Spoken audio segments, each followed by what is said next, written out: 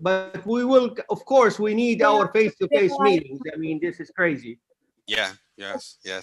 Doctors, we are live now. We can start. Oh, we're live. Okay, so Ahmed, do you want to go first? Yes, doctor, thank you. Buenos días a todos. Bienvenidos al quinto día del programa The World of Neurosurgery in Your Fingertips, un congreso mundial que recaba a los mejores neurocirujanos a nivel internacional. A nombre del señor embajador de la UNESCO, Jorge Herrera Ramos, presidente del Congreso, así como de la doctora Deyanira Capi, presidenta del capítulo de la ANS del Instituto Politécnico Nacional, al doctor Salim Abdurrauf, presidente de la Walter Edandi Neurological Society, al doctor Babak Kateb, presidente de la Sociedad del Cerebro, del Mapeo Cerebral y de la Terapéutica Cerebrales, así como al doctor Parménides Guadarrama Ortiz, director del Centro Especializado en Neurocirugía y Neurociencias México. Es un honor para mí presentar al doctor Claudio Yampolsky, el presidente de la Federación Latinoamericana de Neurocirugía. Es profesor y presidente del Departamento de Neurocirugía en el Hospital de Buenos Aires. Entonces es un honor que esté con nosotros, doctor. Y le cedo la palabra a Natalia Fedorshenko. Yeah, thank you. My name is Natalia, and I'm representing the organizing committee of the World Congress of Neuroscience, the World of Neurosurgery at your fingertips. We are welcoming all of you today. Thank you for joining us every day and every time. I would like to say many thanks to the chairman of the Congress, ambassador of UNESCO, Dr. Jorge Herrera Ramos, for the idea of the Congress and for the great organization. Thank you to our partners, Walter Edandi Neurosurgical Society and Foundation of Brain Mapping. Many thanks to the WAPS Medical Students Chapter Mexico and Neurosurgical TV for the broadcasting. Yeah, and thank you, Dr. Salim, the great moderator of our Congress, Neurosurgeon-in-Chief of the Abdul Rauf Institute of Neurosurgery, founding chairman of the Department of Neurosurgery at St. Louis University and global president of the Dandy Society. Dr. Salim will present our today's speaker. So, thank you. Thank you, Ahmed. Thank you, Natalia. I would like to extend my commendation to Jorge Herrera Ramos for really such a visionary thinking of developing this Congress as being seen all over the world. My respect to him. We have a special speaker with us this morning, at least morning here in the US.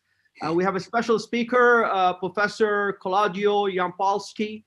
He's a leader. Now we're presenting him as a leader for South America. He's the chairman, the president of FLANC, which is a Latin American Federation of Neurosurgical Societies. He's also the professor and chairman of the Department of Neurosurgery service at the Italian hospital, which is a very famous hospital in Argentina, Italian hospital of Buenos Aires.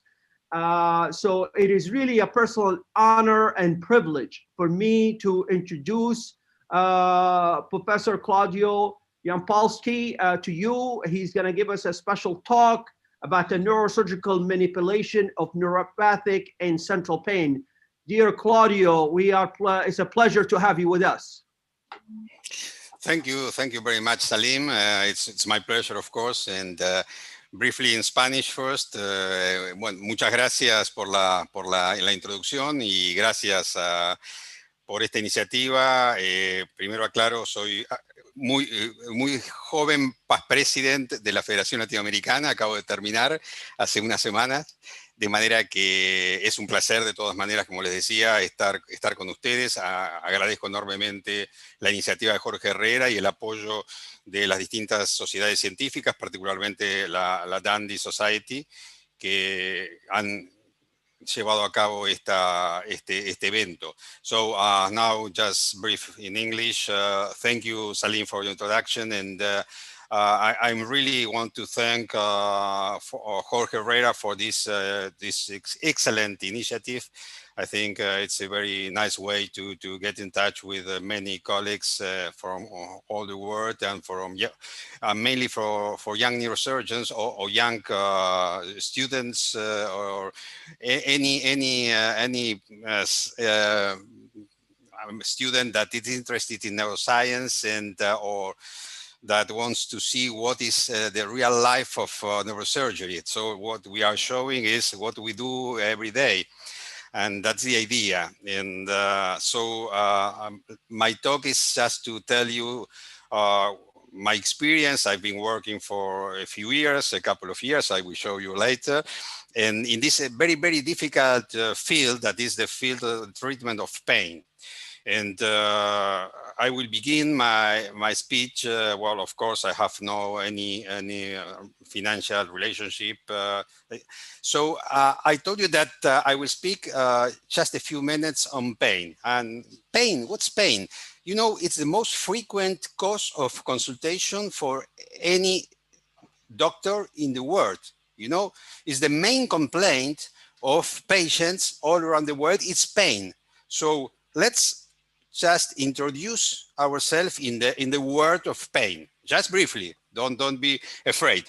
So, the International Association for the Study of Pain defines pain, as you can see here, as an unpleasant sensory and emotional experience associated with actual or potential tissue damage, or described in terms of such damage. What does it mean? Thus, there are unpleasant sensations, as you can see here. The patient has unpleasant feelings, depression, anxiety, anger, and he has an unpleasant image of himself. And that necessarily leads to very important and very heavy consequences in physical, psychic, and social health, not only for the patient, but also of their families. So we as neurosurgeons, we deal mainly with persistent or chronic pain. And we can divide two categories of pain.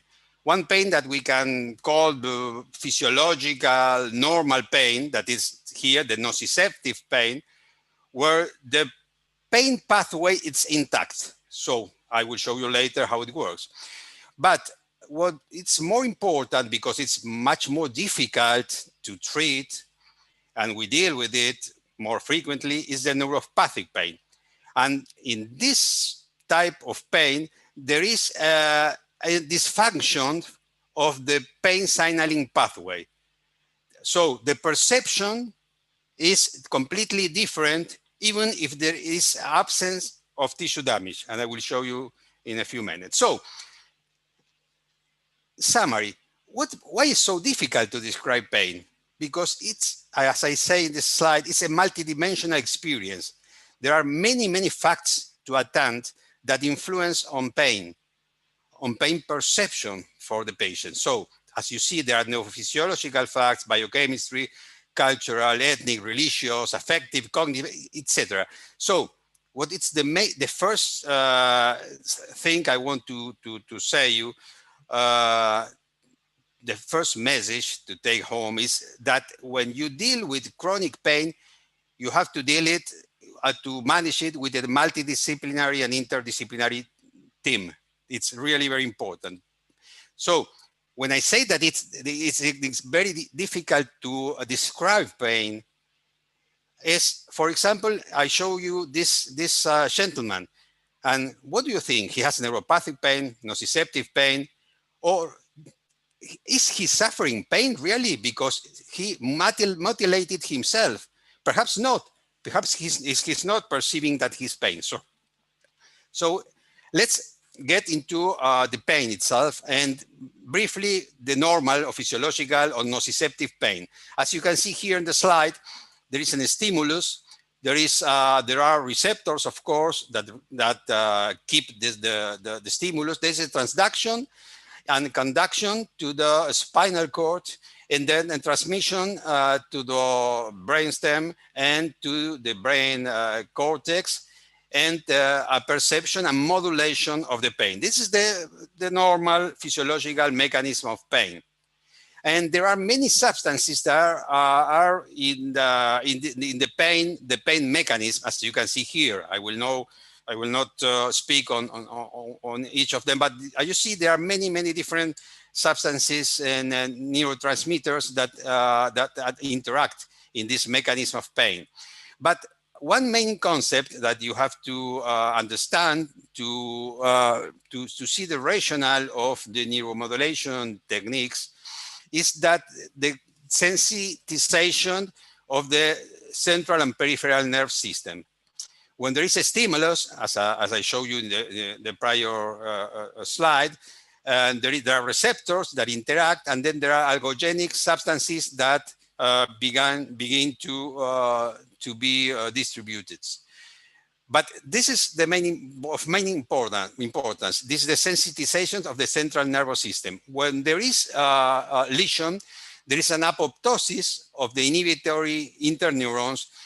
There's the appearance of new synapses with A fibers, and this is the main point. The dorsal horn neuron, there is a readaptation with the appearance of new channels for the introduction of calcium and sodium. So these three facts, the sensitization, the synaptic reorganization, and this inhibition explains two of the main cardinal symptoms of neuropathic pain that are hyperalgesia and allodynia. Another main fact is there is a spinothalamic tract, that this spinothalamic tract is really taking all the pain information to the sensitive thalamus, the anterior ventral thalamus, and then to the somatosensory cortex. And these structures can not only discriminate the pain, localize the pain, but also can suppress the pain. And that's what we are dealing with. Of course, there are another system, a part of the spinothalamic system, that are the non-discriminative systems. Among them, just to call them, to show you them, the spinoamygdala system, the palospinalothalamic system, the spinoreticular system, the spinomesencephalic system. They are the most important non-discriminative systems that are involved in the different pain mechanisms. And finally, there are different brain regions that are related to the sensorial, cognitive, and emotional aspects of pain. As you can see here, the somatosensory cortex, the primary motor cortex, the prefrontal cortex, the thalamus, etc. So what can we do? Where can we inhibit the pain? We can do it in the cortex. We will speak later on this. We can do it in the thalamus, in the ventral anterior thalamus, in the sensory thalamus, and we can do it, of course, in the brainstem, in the periaqueductal gray matter that also can work as inhibition to inhibit the pain. And finally, the dorsal horn, as I will show you at the end of the second part of the talk. So what happens when there is a denervation? The impact of the denervation. Here you see, you are denervating a nerve, a peripheral nerve, and so it leads immediately to the three cardinal signs of and symptoms of neuropathic pain that are continuous burning pain, the paroxysm of pain, and allodynia. And you see that in these three symptoms and signs, you can see that there are the mechanisms I was talking before of sensitization, inhibition of different controls, and different ectopic activity. So again, you can see that in this mechanism of central pain, we have to deal with the dorsal horn of the spinal cord, the sensorial thalamus, the sensorial cortex, and the reticular nuclei. So, after this brief introduction of different mechanisms of pain, to give us, as I told you, the rationale for our treatments.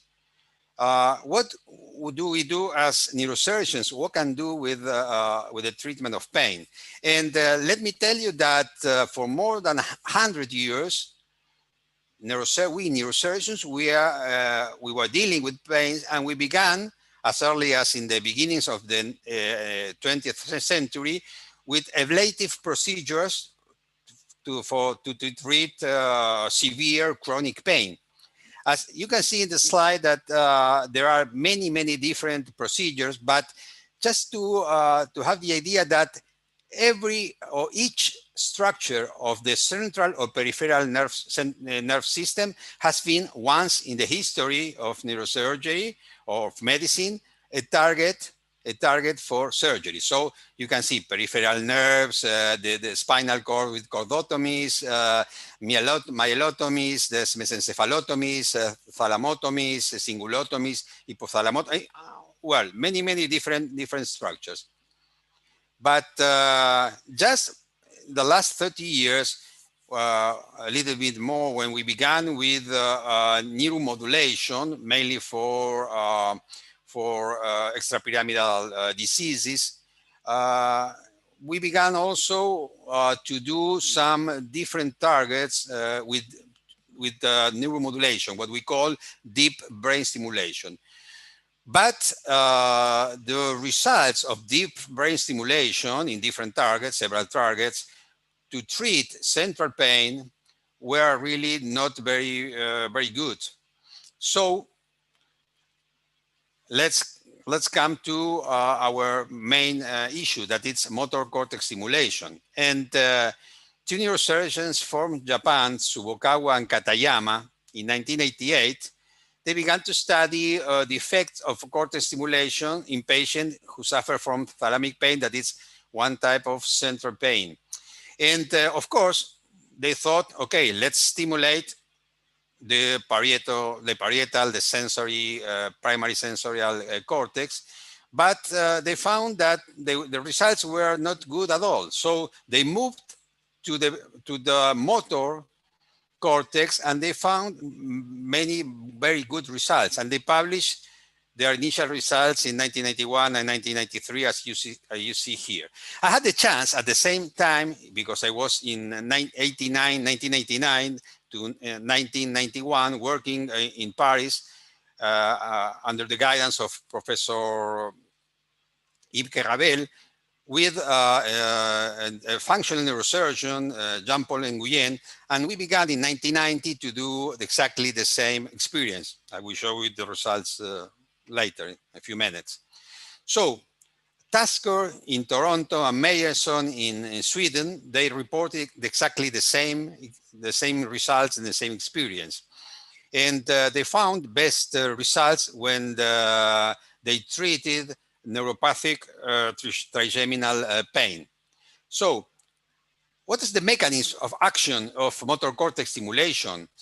We are not sure. We are not sure if it is a corticothalamic inhibition or cortical inhibition.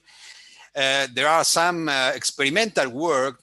This is one paper published by our friends of Sao Paulo, Brazil, Fonoff and Manuel Teixeira, where they showed in naive rats that this anti-nociception mechanism is mediated by the opioid system.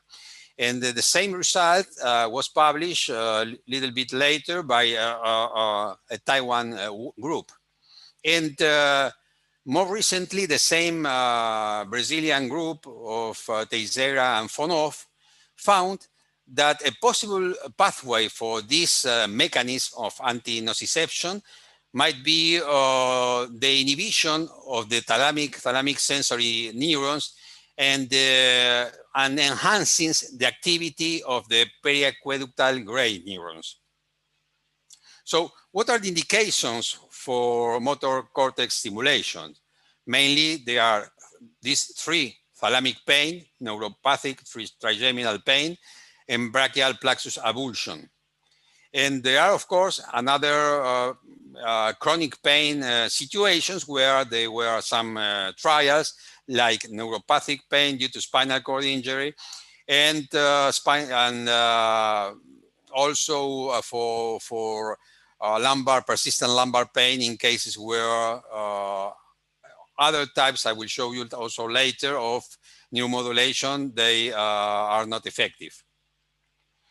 How do we manage those patients technically? We do, of course, a pre-op evaluation in each one of them with an MRI. It's mainly important to do a functional MRI. I will show you in a few minutes. And in patients mainly with trigeminal pain, it's important to do also an angio MRI and DTI or tractography, just to see the tracts if there is some displacement or something not going in the best way. And another very important tool for diagnosis, and I'll show you for prognosis also of this patient, is TMS or transcranial magnetic stimulation. TMS is a very effective tool, as I told you. It's as a non-invasive electrical field induction, where you can stimulate or inhibit different parts of the brain cortex. So you can do a motor mapping or a language mapping. It's very, very useful when we operate tumors in eloquent areas, for example. But we began with these techniques 3 years ago, and we found a problem that there was not even one report telling how was the depth of the wave and the form of the wave. So we began at our lab with our engineers to work on this problem. This is our coil. TMS, and these are the field measurements.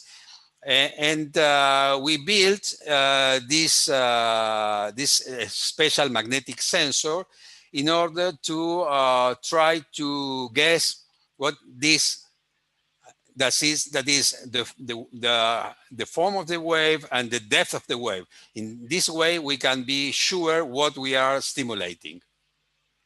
We published this paper in a biomedical engineering paper.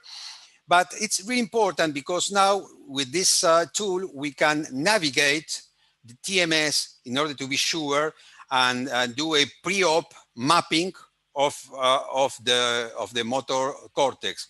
The idea is just to be sure where do you want or what structure do you want to stimulate. If this is the arm, the shoulder, if this is the face, and it's very important. And this TMS or navigated TMS helps us a lot. But not only TMS, it's useful for this localization of the part of the body to be stimulated, but also because it's very useful to try to see which patients are going to have a very good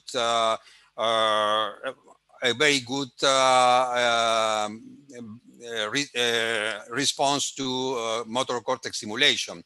And this is a work of the team where I told you I was working in the 90s. That is the team of Cretel in France, in Paris, where they found that TMS, repetitive TMS, is very important as predictive value for the response of epidural motor cortex stimulation. And there are other reports from another group. This is Garcia Larrea, also and Mertens in France. And this is how we do it. This is the way we can target. We do it. We did it many years ago with conventional stereotactic frame. Now, of course, we use frameless or neuronavigational systems. So we can plan exactly where are we going to make our craniotomy. And we make a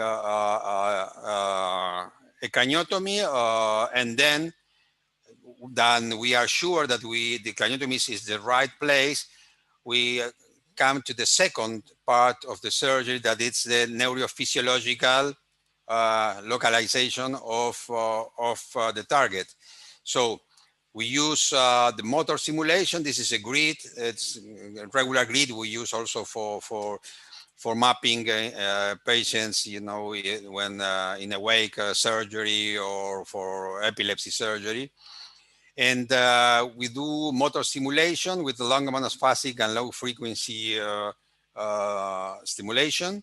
And we found where we want to be sure that we are stimulating the target we choose. And what's also important is the identification of the central sulcus. So we see with motor evoked potentials, the inversions of the N20 P20 wave that gives us exactly the exact position of the central sulcus. So we know that we can find the motor cortex for sure. Once we are sure that both anatomically and neurophysiologically we are in the right place, we use normally laminotrodes or this type of electrodes, maybe of 16 different contacts, usually. In special case with a limb pain, a very difficult pain, for example, or plexus avulsion, we can use two electrodes. And then we began the trial. Usually it's ambulatory, maybe 3 days, 5 days. And if the patient response, it's more than 50% of pain. I mean, it's I will show you. We have the visual analog scale, and if the patient has 10 of visual analog scale, and it's 5 or less, we say that the test is positive, and then we implant the IPG, as you see here, in a subclavicular subcutaneous pocket. And the parameters are really not the same in each patient. We have to play, I mean, to see the response in each of our patients. This is a paper published by Jamie Henderson of Stanford, and he's showing that different series of motor cortex stimulation published. As you can see here, the parameters of the rate, the pulse width, and the amplitude really are completely different. But I just want to say you that what I found that it's really important. Sorry, it's the pulse width. I will show you later. And as I told you, the BAS is the way we value the patients and also the outcome. And these are the results, the early results of Jean-Paul Nguyen. As you can see, the best results are on trigeminal and neuralgia and central pain. And these are our results with the short-term outcome and the long-term outcome, more than 2 years, as are similar. You can see that in trigeminal and central pain, we have a good result. And also we have a couple of cases, 4 cases of root avulsion, as I told you, with interesting results. The first paper published in the literature as a randomized double-blind trial was made by our friends and colleagues from the UNAM in Mexico, University of Mexico, Francisco Velasco, Pepe Carrillo, that they published this very interesting work with 11 patients that they studied, and they could show this that when they studied this patient with different pain scales, the BAS, sorry, the McGill and the Burgess, they found the same result, that when the patient was with the placebo was enough, the pain was the same, but when the stimulation was on, really, the patient was at least 50% better than without stimulation. Another this paper I want to show you is this paper by Lozano and Fontaine, and that is a meta-analysis of all the literature, and just to show you the results, that they find that this kind of neuromodulation, of motor cortex stimulation, is really useful in patients where there is no other treatment available. There are other reports. This is Burkiel, for another functional neurosurgeon for Portland, Oregon, and this is Blonde from Lille in France. The complications, they are not very frequent. This is just a review we did a few years ago of 157 patients. Infection, of course, as any device, hardware or malfunction, of course, and seizures that when we began in the early 90s with these techniques, we don't find now seizures as a problem. As you can see, there's no any consequence of epilepsy or chronic seizures in patients implanted. So, what are the advantages or disadvantages of motor cortex stimulation? They are similar as other neuromodulation devices.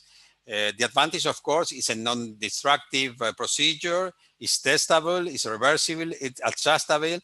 I showed you that the success rate is over 50% in all the series. And as I told you, maybe in some very difficult patients, is the last or only option. Of course, there are disadvantages. It costs a lot of money, and it's a problem mainly in low-income countries. It requires a lot of time, and there are, of course, hardware-related complications.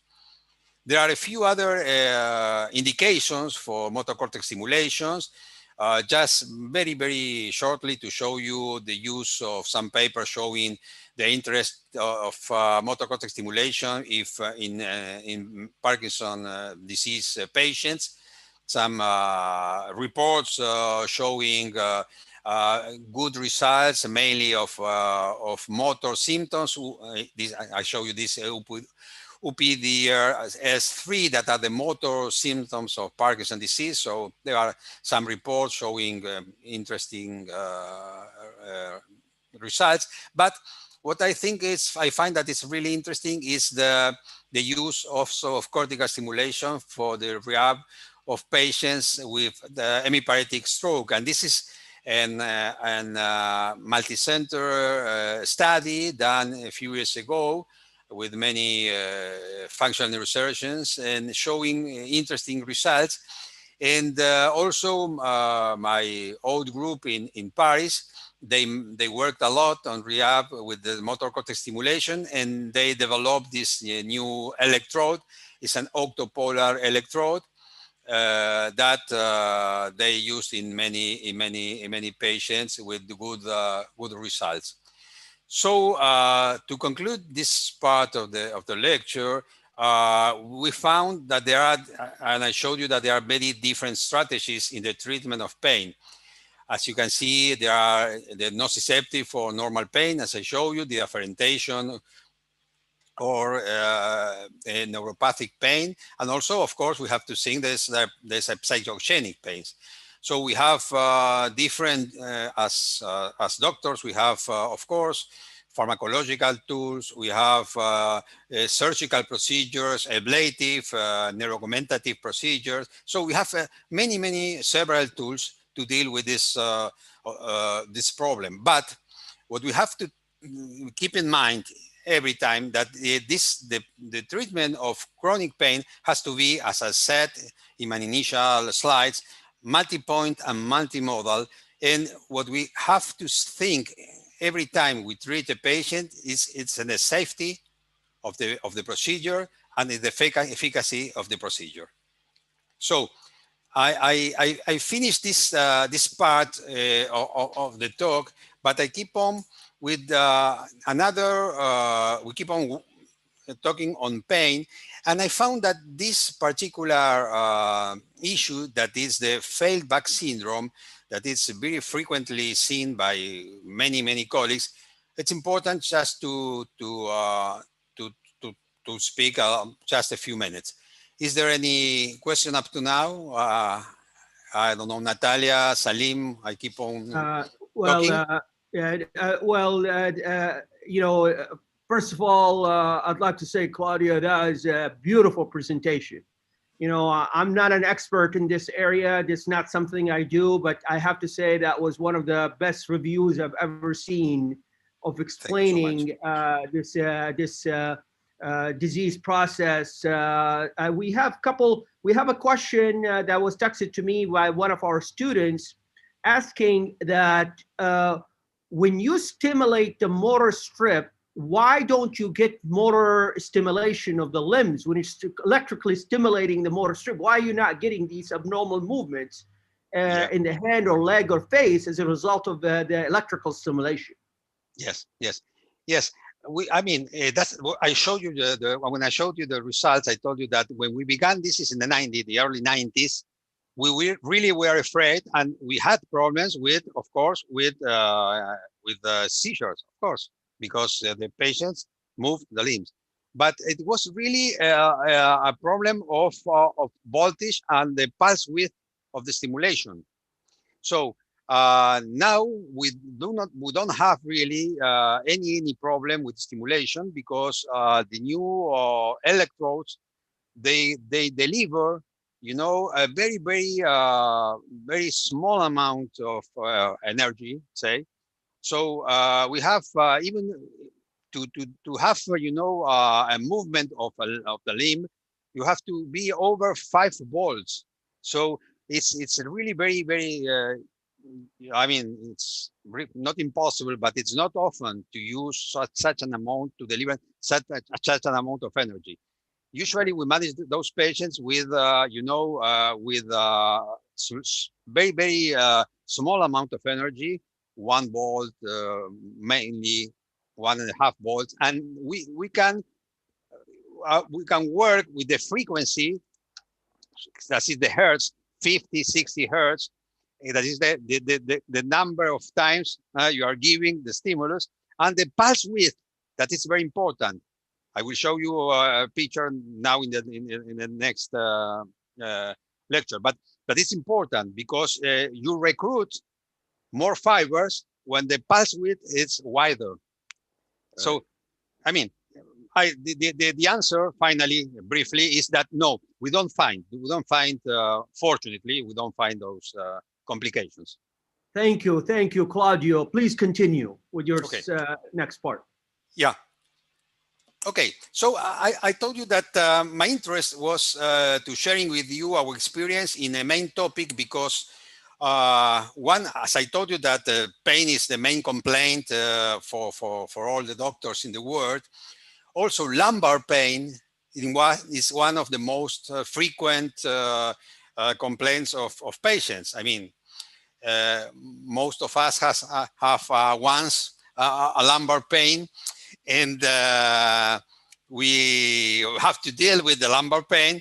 But the problem is not the lumbar pain. The problem is the failed back surgery syndrome. What I mean, you can see here in the slide that there are different ways, to deal with the same problem: failed back surgery syndrome, failed back, post-laminectomy, chronic lumbar pain. But all we refer to the same entity, that are an heterogeneous group of patients that have persistent lumbar and or sciatic pain after one or more lumbar surgeries. And what are the etiologies of those failed back pain? You see here many of them. You have recurrent herniated lumbar disc, residual spinal stenosis, discogenic pain, synovial, etc. But the three what are more frequent are arachnoiditis, epidural fibrosis, and unfortunately, I will have to show you, iatrogenic or incorrect surgical technique. Sorry, it's not moving. Okay, now it's working. So this is a picture. We as surgeons it's not very infrequent. I mean, the old time we did it, perform, most of the neurosurgeons in the world, microdiscectomy.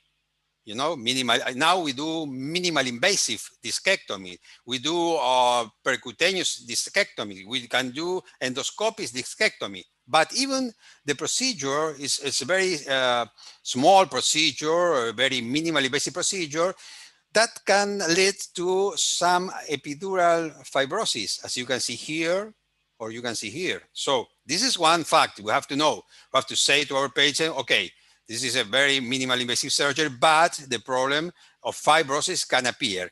But it's not so frequent. What I'm really, we are seeing more often, unfortunately, is the iatrogenic surgery. When, as you can see here, there's a misplacement of a screw, of a pedicular screw, or there is a pull out of an interbody cage. You see here, this is for the students, the interbody cage has to be here, and the interbody cage is compressing, you know, the dura. Or here, you can see this again in a CT scan. You can see this should be like this one on the right, transpedicular screw, and this is misplacement. This is a transforaminal screw that has unfortunately damaged the L3 root. Another case where you can see the misplacement of the screws, and you can see on the CT scan the pull out of the cage. You can see also here, as I showed you before, in this T2 MRI, where you can see the cage that is compressing, you know, the dura. So there are many cases, and as I can show you, this is a slide is just in the US in 10 years ago, where you can see that among 1,200,000, 85,000, sorry, spinal surgery, there were 200,000 lumbar spine surgery. And among those patients, 20 to 40%, so 40 to 80,000 patients, they still have some pain after surgery. And this, of course, has a very important impact on the economy. As you can see, again, $100 billion annually in the US. And what are the options we have to treat these patients? We have, of course, medical treatment, the best medical treatment. We have reoperation, or we have neuromodulation. And I want to show you why in certain pain, in those patients, neuromodulation is a very good choice. First of all, we have to credit this gentleman, Norman Shiley, that as early as in 1967, it was only 1 year after Melsack and Wall, they were awarded with the Nobel Prize for the gate entrance theory, as you know. So just thinking of this theory, he began to make stimulation of the dorsal columns of the spinal cord. And he presented his first paper, as you can see here, in 1967. So I told you, let's compare the best medical treatment with the neuromodulation of the spinal cord. As you can see here in this multi-center randomized controlled trial. And the result is very, very, very clear. It's nearly half of the patients with spinal, of course, with pain. They achieved 50% of reduction of pain with spinal cord stimulation, and only 9% with patients with conventional treatment. And what if we compare the reoperation versus spinal cord stimulation? This is a paper published by Richard North from Chicago. It's a very nice paper where he took 42 participants with two arms with the possibility of crossover, and in the two arms, and the results were that the most of the patients that were reoperated, they crossed to the stimulation arm, and finally the results were really better in the neurostimulation arm.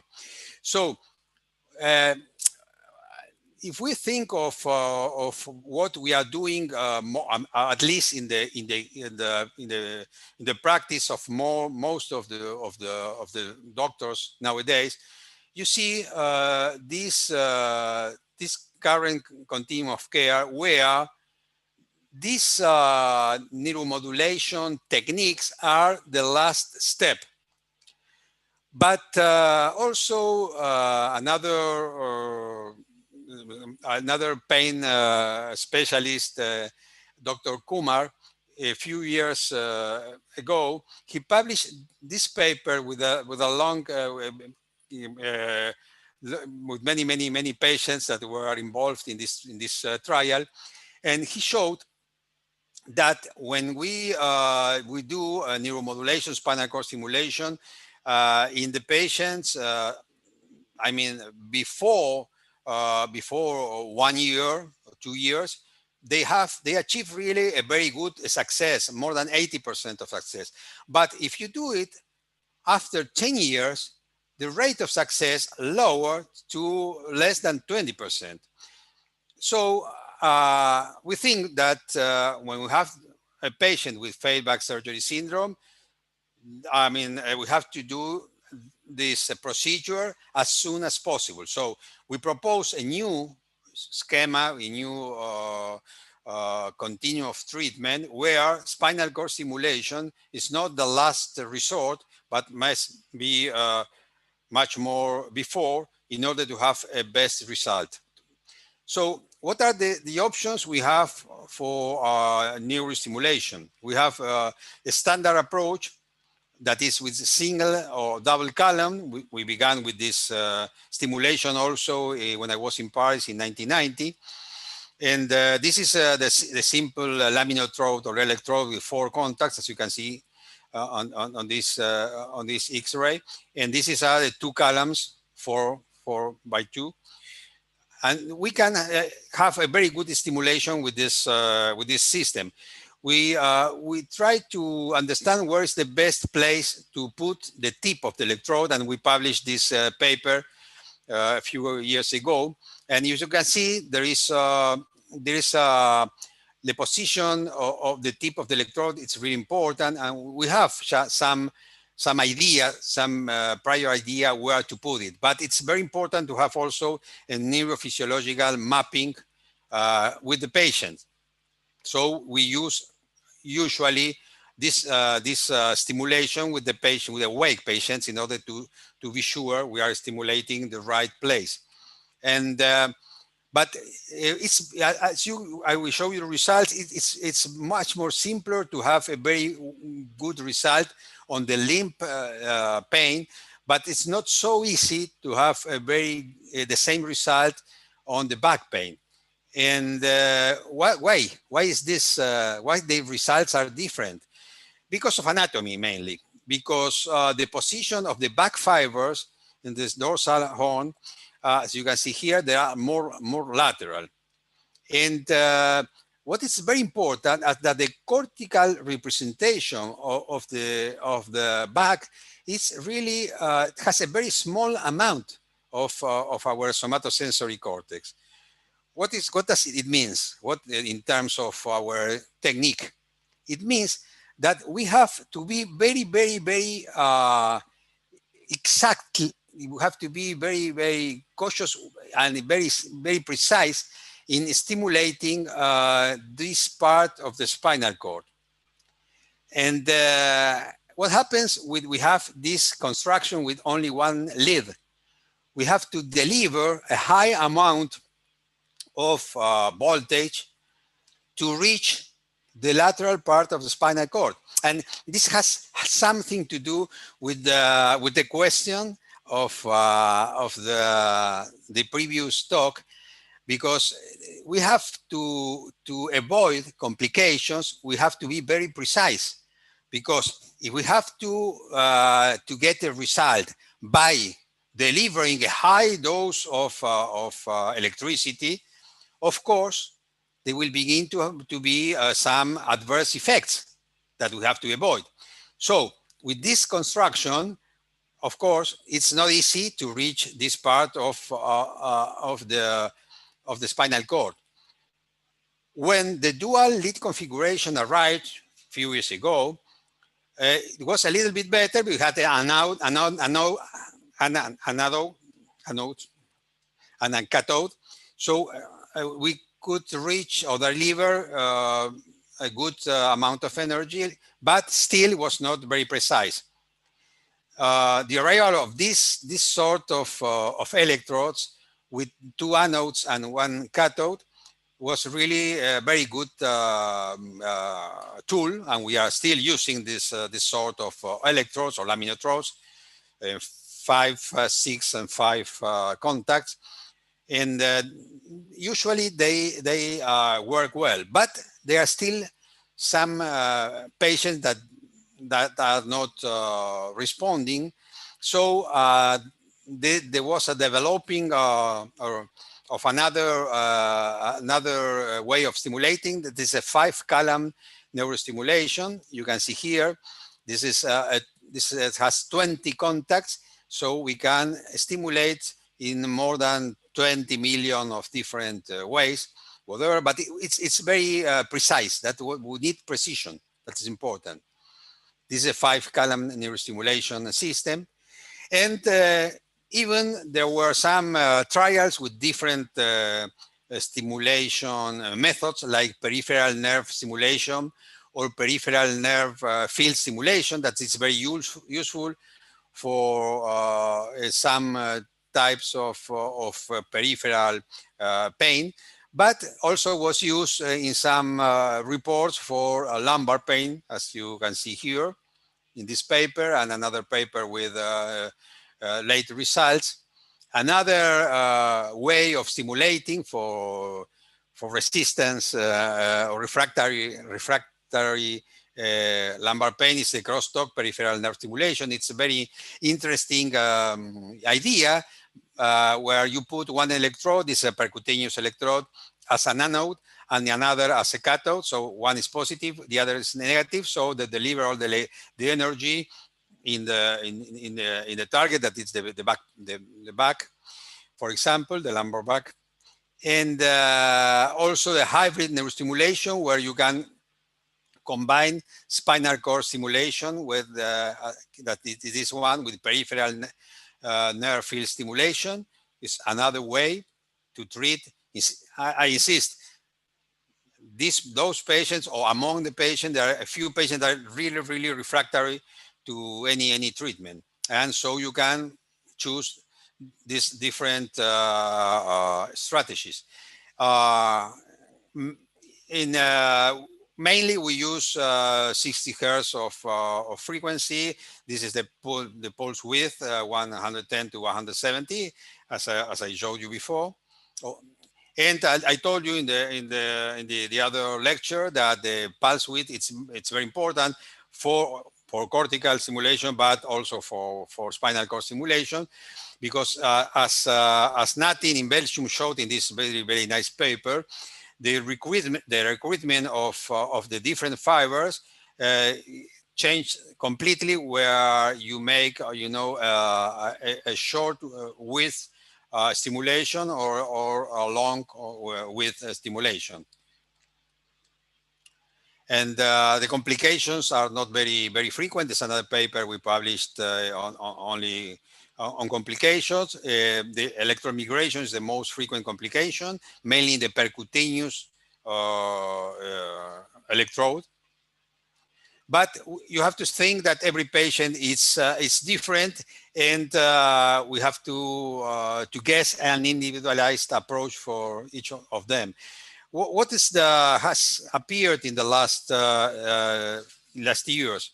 First, a few years ago, the high frequency stimulation. I show you that The regular stimulation is 60 hertz. This is stimulation that can rise to 1000 hertz or more. So it's a high frequency stimulation. It's an interesting way to stimulate with interesting results. And the last 4 years, perhaps the two more interesting develops in this field of spinal cord stimulations were first the burst stimulation, that is a different sort, completely different sort or type of stimulation. These are the results of the sunburst study that was published 2 years ago in Neuromodulation, where they showed that the results are similar for the burst stimulation and the tonic or classical stimulation. But what is interesting is that the patients, they really they like it much more. They preferred the burst stimulation. So that it's very important when we're dealing with pain, and when we have to deal with chronic pain, what the patient feels is it really matters. And this another paper of Dirk de Ridder, who was the one who developed this burst stimulation, showing also how this type of stimulation change some brain activation. It's a very, very, very interesting. You can read the paper if you wish. And the last new way of stimulation is the dorsal root ganglion stimulation that has arrived also 2 years ago. And it's very, very is useful for complex regional pain and causalgia, I mean, appendicular pain, and has been used last year, this DRG, and this is a study published comparing these two types of the conventional or classic neuromodulation, spinal cord stimulation versus the DRG, and they show that the DRG has really a much more higher success rate. So, as I have showed you, I'm sorry, I have rushed in a few minutes, many different techniques, many different tools. But the idea is just to show you that we as neurosurgeons, we have different and many tools. We have to have the rationale to use the best tool for each of our patients, because I hope in the near future, I hope to see it, and Salim as well, there will be a magic stop pain pill that will, cure, heal all the pains. But up to now, we don't know, it doesn't exist. So we as neurosurgeons have to choose the best tools we have to do the best for our patients. As I showed you earlier, safety and efficacy. The patient has to be safe, the procedure has to be safe for the patient, and we have to reach the best efficacy with, that we know with the experience and the literature and with the knowledge we have. So thank you very, very much. I'm really happy to be with you from us here, the south of the world. It's not cold. It's very warm, like right now, but well, thank you once more.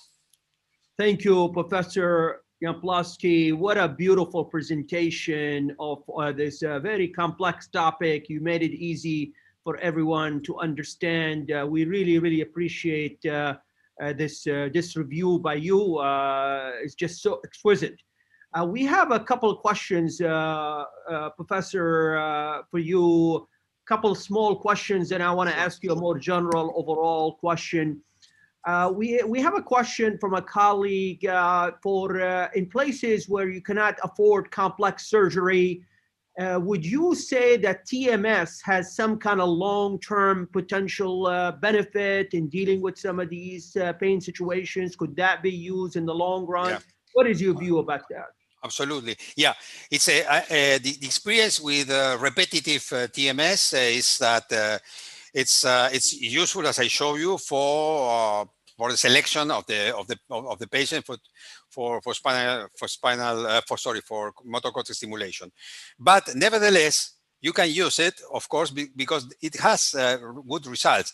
And I think it's, of course, it's as I told you, you have to select the best you have in place. If you don't have the possibility, technically, or because it's very expensive to make the motor cortex stimulation, of course, that TMS, it's a very good, treatment, I think, and it's painless, it's non-invasive, it's not expensive. So, yeah, completely agree. Thank you. Just a follow-up to that question we have, how long can we use neurostimulation? Like, is there data? What is the long term? Can you use it for a long time? Yeah, we have patients with more than 20 years of stimulation. Okay. Of course, you can. If you don't have any complications, you have the only thing you have to change the battery, as any battery, of course. Yeah. Now we have, fortunately, the last I think nearly 10 years, we have rechargeable batteries. So. Right. I mean, historically, in the many years ago, the batteries that lost 3 to 5 years. Now we have batteries that can last 10 to 15 years. So it's better. So you don't have to reoperate the patient. That's great. That's great. I want to ask you a more general question. You are an authority in functional neurosurgery, and we have a lot of students and people. Historically, we learned about the work on psychosurgery and, for severe psychiatric illness. Can you, Professor, give us an overall view? Wow. Where are we in the world of psychosurgery today? Give us a big picture view. I think it's for a whole session. It's not. I cannot. I will not be able to give it in 2-3 minutes because I love this. And I think that psychosurgery, Salim, is one of the most interesting issues in not only neurosurgery, in the history of medicine, because the history of psychosurgery, it's amazing. That it has a lot to do with US. Yes. Because psychosurgery was forbidden, and it's one of the not very often medical procedures that are forbidden in the bylaws, in the constitution of many states in the US. Yes. You remember? Right. Yes? Yes. Because there was a very popular not neurosurgeon, was a psychiatrist and neurologist in the early 30s that began to make lobotomies, and that's the ice pick procedure was the name.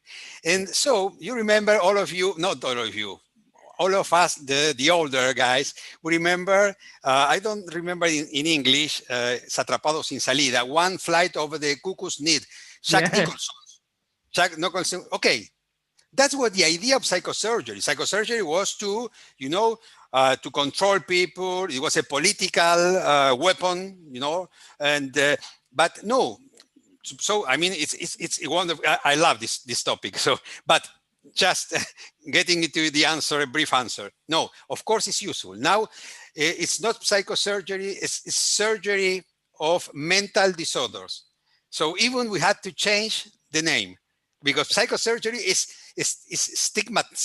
stigmatized. Okay, so we say now it's surgery for mental disorders. So it has a place. It has a place. Also, ablative procedures and neuromodulation, DBS. FDA in US has allowed this kind of surgery for two mental illness: obsessive compulsive disorders and major depression. Those two, they have the allowance, and there are many trials, mainly in Canada, Lozano, with different mental disorders. But the two that are allowed are those two. So and I think the future of the mental disorder treatment with the functional treatment of mental disorder, it's enormous, Yes. really. Well, you know, Claudio, we're planning a major congress, a combination between UNESCO and the Dandy Society in 2021 in Europe, and we are going to invite you to give this talk. Oh, This will be very, very interesting for you to give us an overall talk, but a very intriguing topic, just to look at the history of what has happened. You know, that movie, One Fell Over the Cuckoo's Nest is one of my favorite movies. I think it'd be great for you to talk about that. I think it's. I don't know.